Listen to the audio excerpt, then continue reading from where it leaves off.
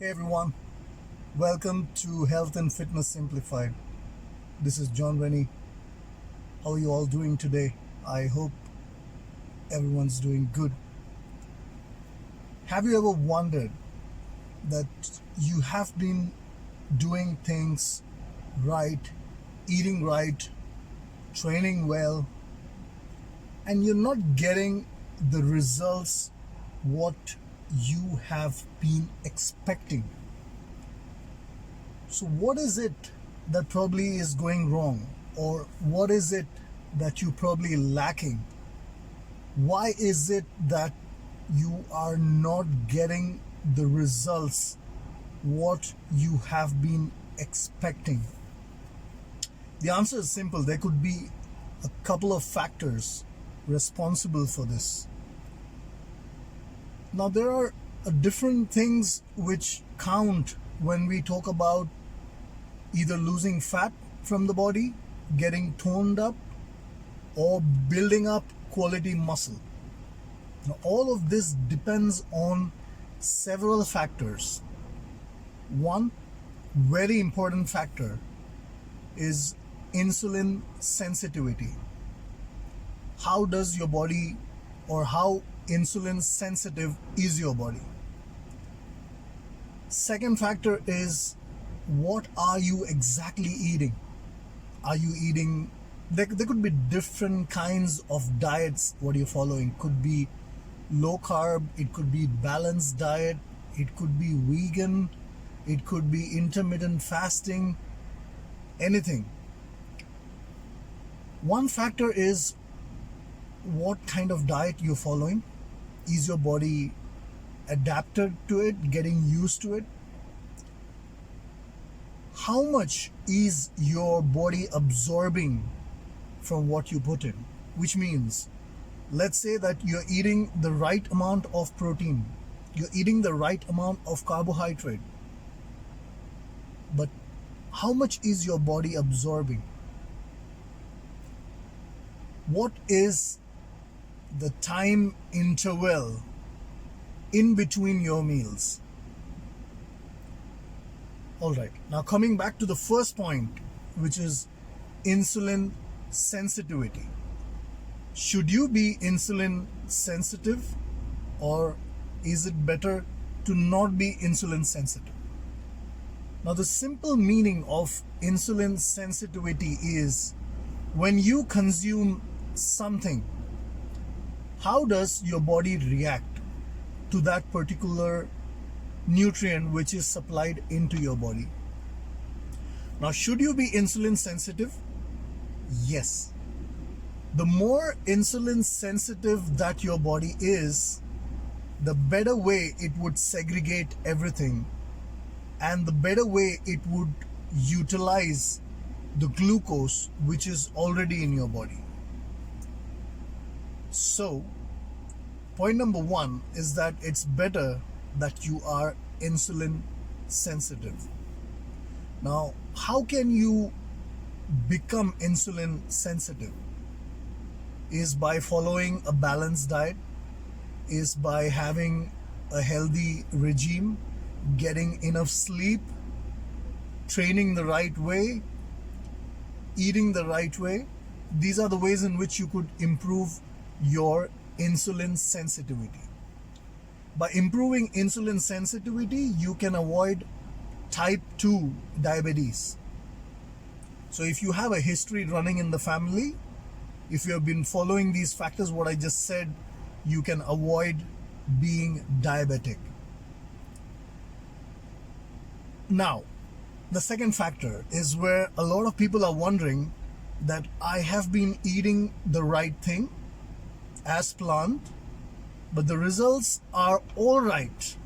Why is this happening? This could be happening due to one major factor, that you're eating too many meals. Ask yourself if you have been snacking in between. So let's say, for example, you wake up in the morning, you're really hungry, you have eaten the right meal, which is probably at 8 a.m. your schedule could be different. I'm just giving you an example of 8 a.m.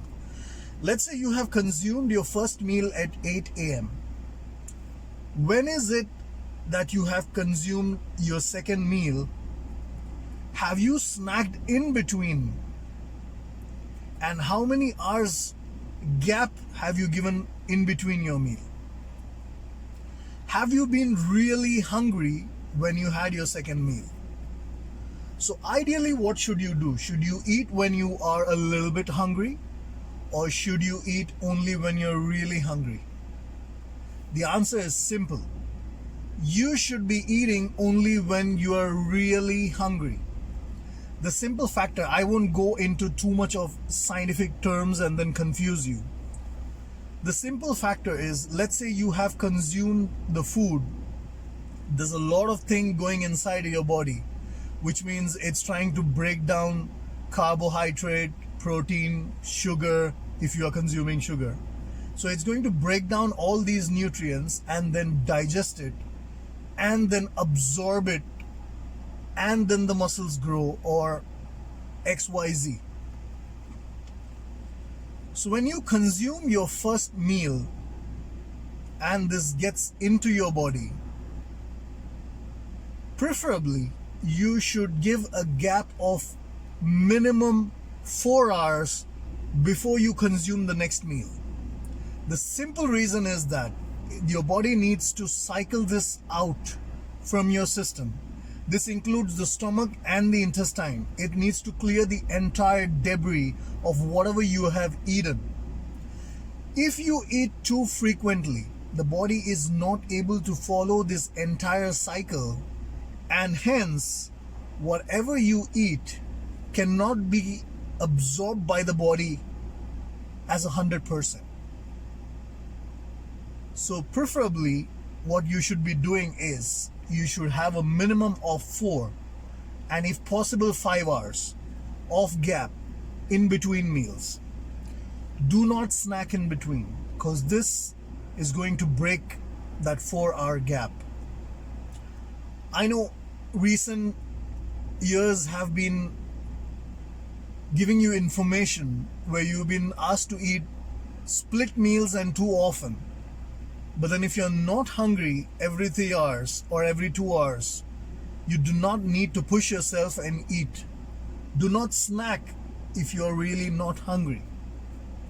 So preferably the best way you should be consuming whichever diet you're following, it's best that you eat only when you're hungry. The exclusion would be intermittent fasting, because in that case you would definitely be eating a minimum after 16 hours. So then that's ruled out. In intermittent fasting, you need to be very careful of what you supply your body with. I will not go much into intermittent fasting in this video. Here I would be focusing on the gap in between meals. So as I said, if you want to absorb most of the nutrients what you're supplying yourself, the best thing is to have a minimum of 4 hours of gap in between your meals. So this way your body would be able to utilize the nutrition what you're supplying, and you would have better utilization of glucose in your body. You would have better mobilization of fat and burning of fat. You would have your muscle cells grow better. So it will have, it's like a cycle. So in this fashion you would be able to make most out of your diet. And don't stick to one form of diet for too long, because your body is going to adapt to it and it will stop giving you results, or it will slow down the results. So let's say even if you are on keto, you need to cut in between to change, to shock your body. So you need to go out of ketogenic diet for a while and then come back into it if you like doing keto.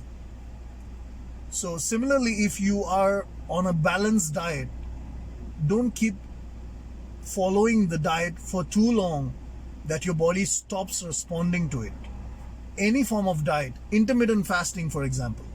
Now, intermittent fasting I'm not sure if anyone's been able to follow it perfect.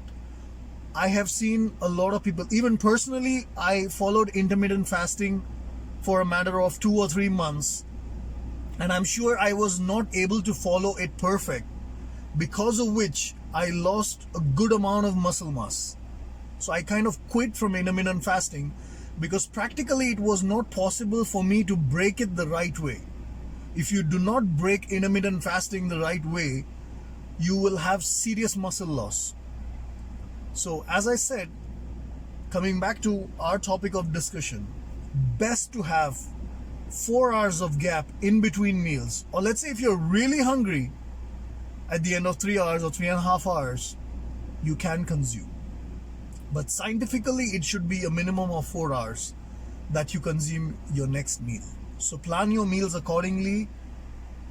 Plan your sleeping, waking up time, going to the gym. You need to follow a plan. You need to plan this so that it works out well and you make the best out of the efforts what you put in. I hope the information was useful. It was very simple to understand and would be very practical to follow. Thank you guys for watching my video. If you have liked it, please do like, share and subscribe. And as always, you're welcome to come back to me with your comments. Have a wonderful day. This is John Rennie signing off. Ma salama. Peace be with you. Bye.